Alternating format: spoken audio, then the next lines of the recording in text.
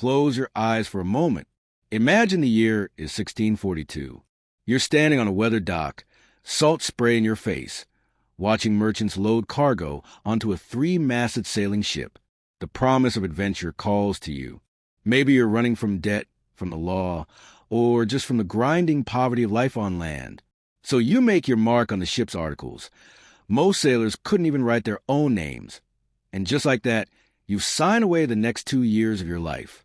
As the gangplank gets pulled away and the shoreline starts to shrink, that romantic notion of life at sea dies faster than you can say, anchors away. You just volunteered for one of the most brutal existences ever devised by man. Before I take you into this floating nightmare, do me a favor. If you want more historical deep dives that'll make you grateful you were born in this century, hit that subscribe button right now. And hey, I'm curious. Drop a comment letting me know where you're watching from and what time it is. Are you comfortable in bed at 2 a.m.? Having lunch at your desk? Maybe killing time on your commute?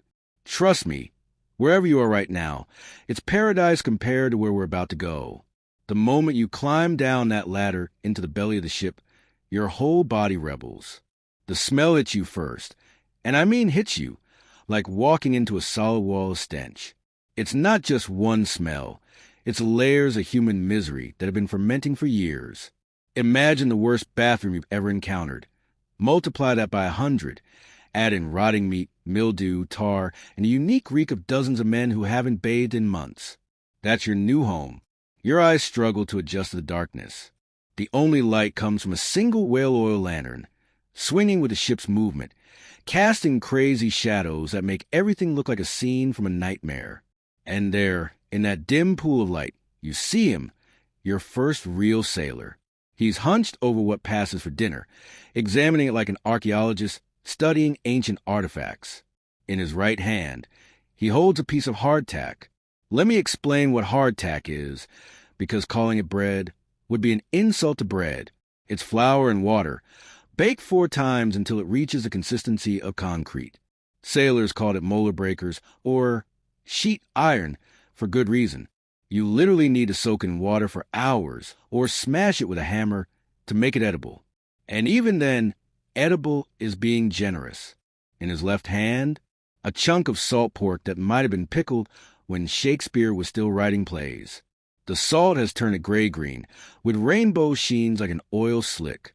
It's so preserved with salt that eating it raw would burn your mouth, but cooking it doesn't help much either. The meat has the texture of shoe leather and tastes like the ocean's revenge. Behind this sailor, more figures fade into the darkness. They're like ghosts. These men, shadows of the people they used to be before the sea, claimed them.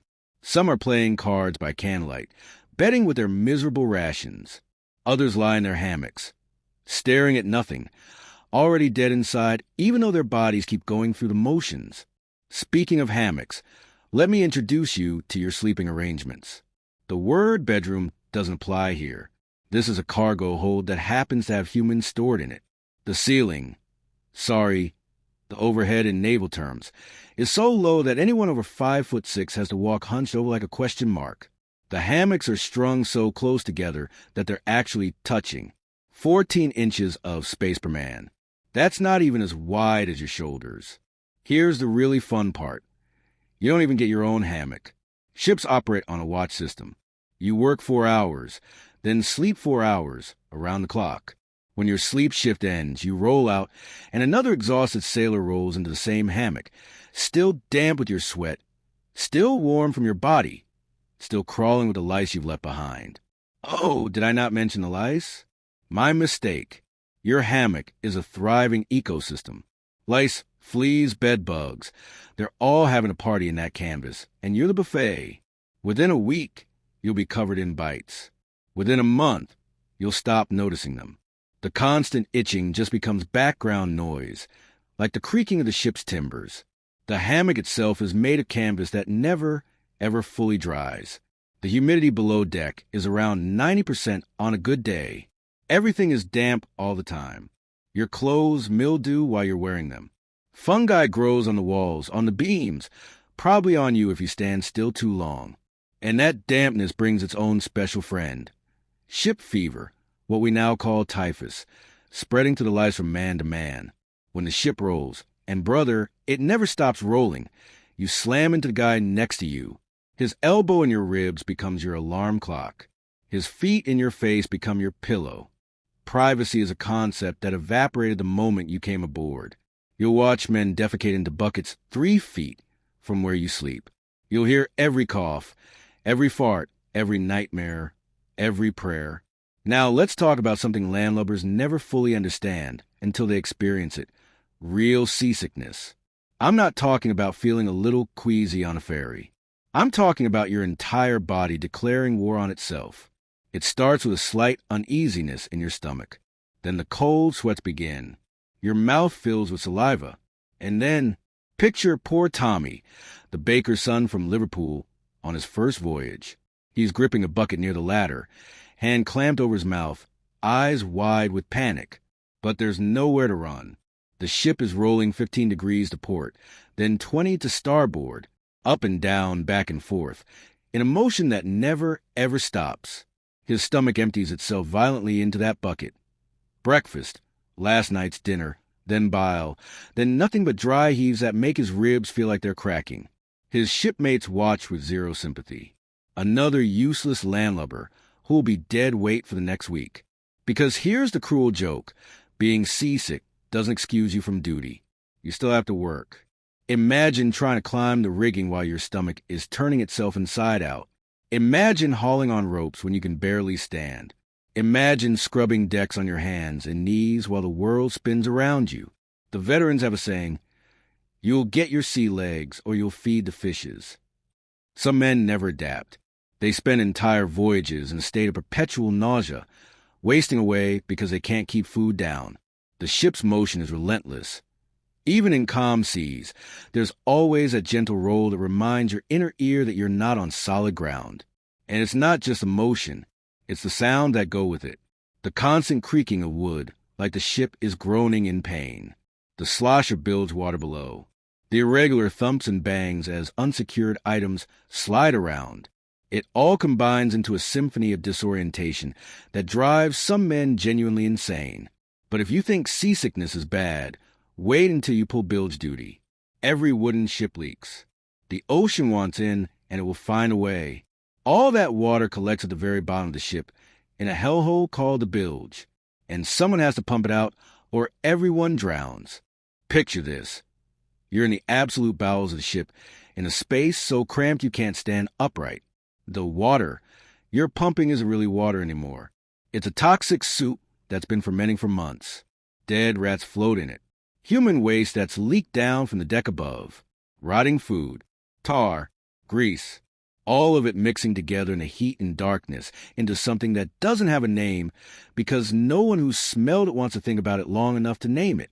2 men work the pump handles, straining against the weight of this putrid liquid. The handles are slippery with a combination of sweat and the splashing filth. Every stroke brings up more of this nightmare fluid, and the smell? God, the smell. Imagine every dumpster you've ever walked past on a hot day, every public toilet at a music festival, every piece of roadkill you've driven past. Combine all those smells, let them ferment in a sealed container for 6 months, then stick your face right in it. That's bilge water. Men regularly pass out from the fumes. They vomit, adding to the cocktail. Their eyes water so badly they can't see.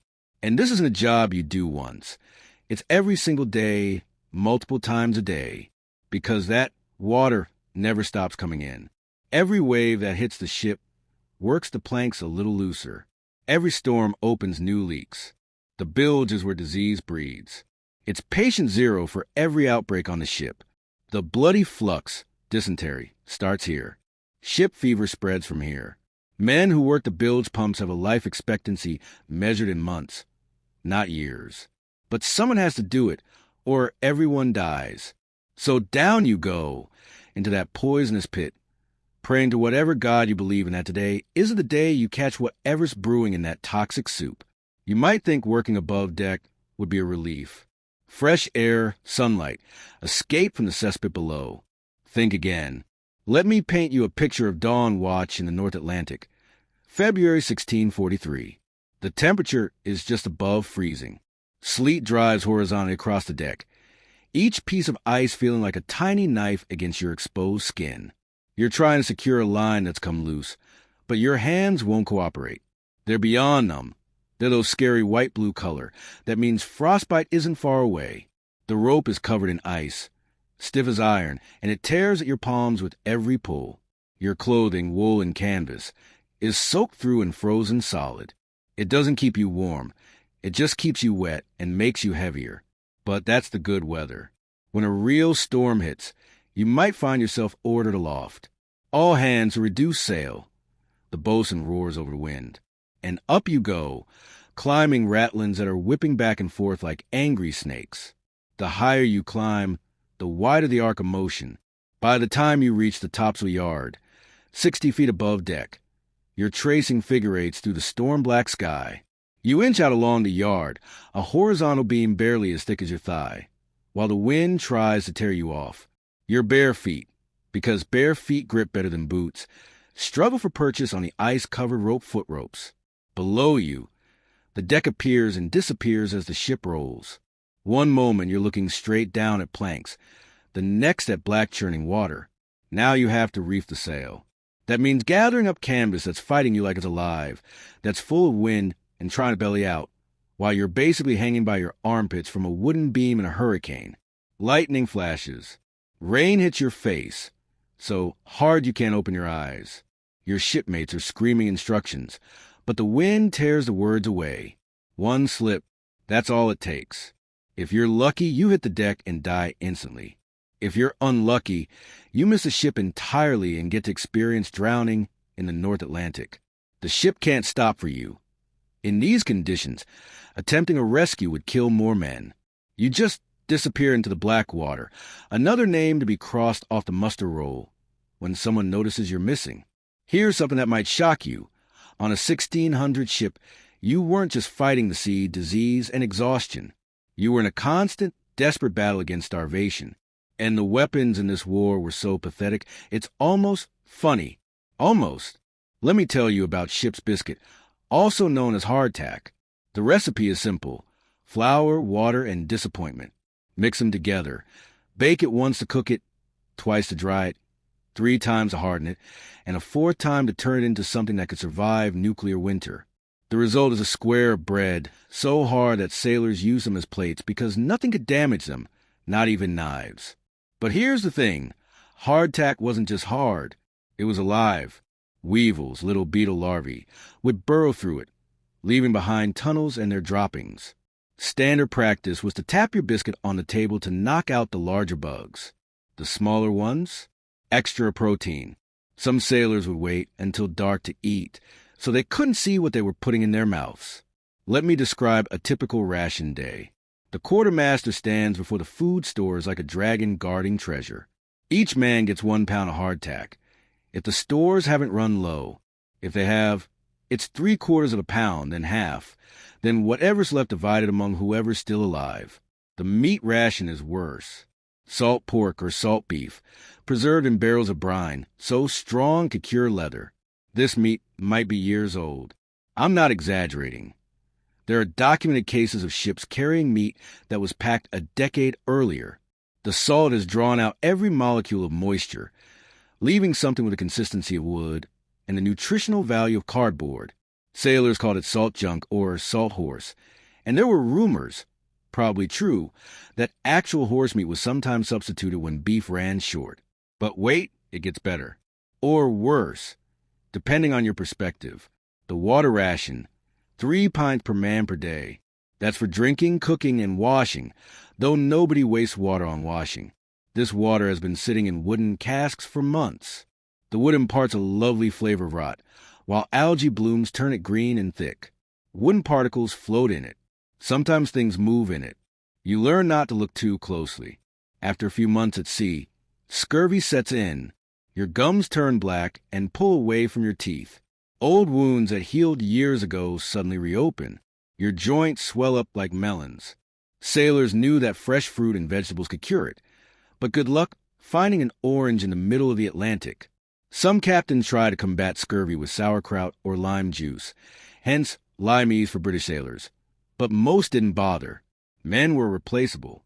The ship's cook was usually a sailor who'd been injured, lost a leg, a hand, something that made him useless for climbing rigging, but still capable of stirring a pot. His kingdom was a galley, a smoke-filled cave barely big enough for one man and a fire. The stove was a brick-lined box, burning wood that had to be carefully rationed. Too much smoke had nowhere to go except into the cook's lungs and throughout the ship. The fire had to be watched constantly. A loose ember could burn the ship to the waterline in minutes. In rough weather, the fire would be extinguished entirely, meaning cold food for days or weeks. What was he cooking? Burgoo on good days, a gruel made from oatmeal and water, maybe with some salt pork grease for flavor. Lobscouse, if you were lucky, hardtack soaked until soft, mixed with whatever meat was available, potatoes if you had them, all boiled into a gray mush that looked like wet cement, but at least filled your belly. The cook performed daily miracles with these ingredients. Weevils sifted from the flour into the pot, extra protein. Cockroaches that fell into mixture, stir them in, more flavor.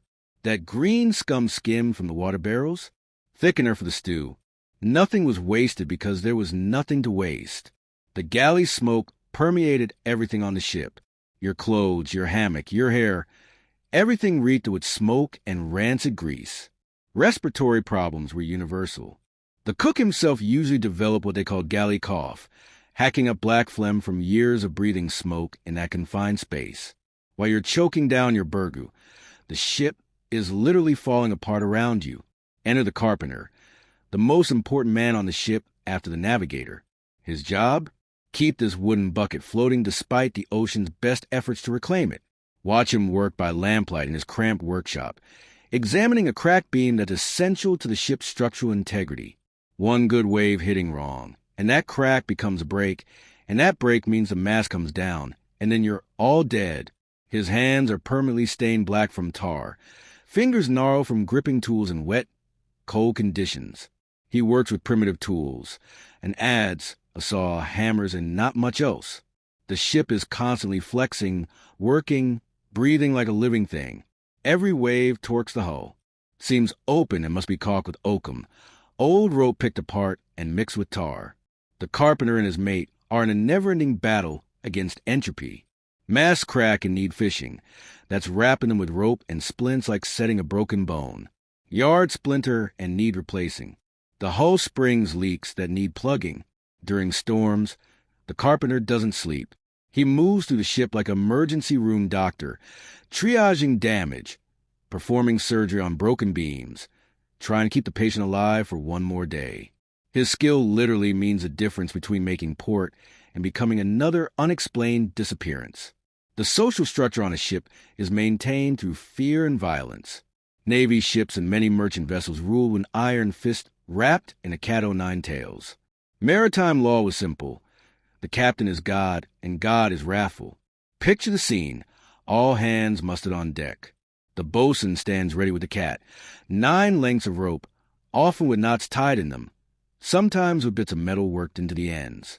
A sailor is tied to the grating, shirt removed, back exposed. His crime? Maybe he talked back to an officer. Maybe he was caught stealing an extra ration. Maybe he just looked at someone wrong. The drum rolls. The first lash falls. The cat doesn't just hit, it tears. By the 3rd stroke, blood is flowing. By the dozen, the man's back looks like raw meat. Salt water is thrown on the wounds to prevent infection, they say, but really it's just part of the punishment. The victim often passes out.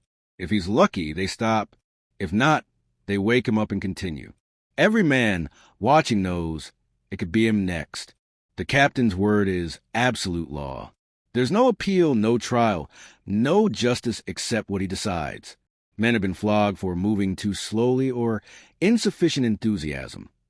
The threat of the lash hangs over every interaction, every order, every moment of every day. Some captains are worse. Keel hauling, dragging a man under the ship from one side to the other, is often fatal. The barnacles on the hull flay the skin off. If you don't drown, infection will probably kill you within days. Or there's flogging around the fleet, rowing a man from ship to ship for each to give their share of lashes. Few survive it. For warships and armed merchants, combat or combat drills bring their own special hell. The gun deck becomes a choking fog of gunpowder smoke, so thick you can't see 10 feet. The noise is beyond description, not just loud but physically painful, leaving men deaf for days. Each cannon weighs between 2 and 3 tons. They're secure with massive ropes called breechings, but in rough seas, those ropes sometimes snap. A loose cannon doesn't just roll around. It becomes a battering ram, crushing anyone in its path, punching to the hull, bringing the ocean rushing in. During action, the gun crews work in practice synchronization. Swab the barrel to extinguish any burning embers. Ram home the powder charge. Add wadding. Roll in the cannonball. 32 pounds of iron that could take your foot off if dropped. More wadding. Run the gun out through the port. Aim, if you can call pointing at tube, aiming. Touch the match to the touch hole. The gun leaps back 6 feet with a force that can crush a man who's standing wrong. Smoke fills the deck. Your ears ring. You can't hear orders. Your eyes stream tears from the smoke. And you do it again, and again, and again, for hours sometimes, until the deck is slippery with sweat and blood, until men collapse from exhaustion and smoke inhalation. The round shot is stacked nearby, iron balls that get hot from repeated firing. Men handle them with wet rags, the steam scalding their hands. Sometimes a gun misfires or explodes, sending bronze shrapnel through the crew. There's no time to mourn the dead. They're pushed aside or thrown overboard, and the firing continues. God help you if you're injured or fall sick. The surgeon's cabin is where hope goes to die. Medical knowledge in the 1600s amounts to bloodletting, mercury, and prayer. That's if you even have a surgeon. Many ships just have someone who once watched an amputation, and now he's your medical expert. The surgeon's tools look like they belong in a torture chamber, because essentially, that's what they are. Bone saws for amputations. Cauterizing irons to seal wounds. Forceps that haven't been cleaned since the last patient. Everything is caked with old blood and pus. Germ theory won't be discovered for another 200 years, so the same unwashed hands and tools go from patient to patient, spreading infection like wildfire. There's no anesthesia except rum, or a leather strap to bite on. Amputations are performed while you're fully conscious, for men holding you down while the surgeon saws through your bone. The survival rate is maybe 50% if you're lucky. Most die from shock or infection within days. Scurvy slowly takes the crew apart. Your gums recede until your teeth fall out. Your legs swell up like balloons. Old scars break open and start bleeding again. You become so weak that climbing out of your hammock is impossible. The cure, vitamin C, is right there in citrus fruit, but nobody knows it yet. Men die horrible, preventable deaths while the officers argue about whether it's bad air or moral weakness causing the disease. Ship fever, typhus, spreads through the life from man to man. You spike a fever that makes you delirious. Red spots appear on your skin. You become so sensitive to light that even a candle is agony. The mortality rate is around 70%. The sick are quarantined in the forward hold, left to die in the darkness, their ravings echoing through the ship at night. Let me ask you something, and drop your answer in the comments. What would be your absolute breaking point on one of these ships? The starvation? The disease? The violence? For me, I think it would be the rats. These aren't your modern city rats that run when they see you. Ship rats are different. Generations of them have been born in the darkness of the hold. They've never known fear humans. They're huge, fed on stolen grain, and God knows what else. They'll run across your face while you sleep. They'll eat through your sea chest to get at any private food stash. They carry fleas that carry plague. At night, you can hear them, hundreds of them, maybe thousands, scurrying through the walls. Their eyes glow red in the lamplight. They gnaw through the ship's timbers, actually weakening the structure. They eat the caulking between planks, creating new leaks. They contaminate food stores with their droppings and urine. Sailors set traps, but it's like trying to bail out the ocean with a teaspoon. For every rat you kill, 10 more are breeding in the ballast. Some ship's cats help, but even they get overwhelmed.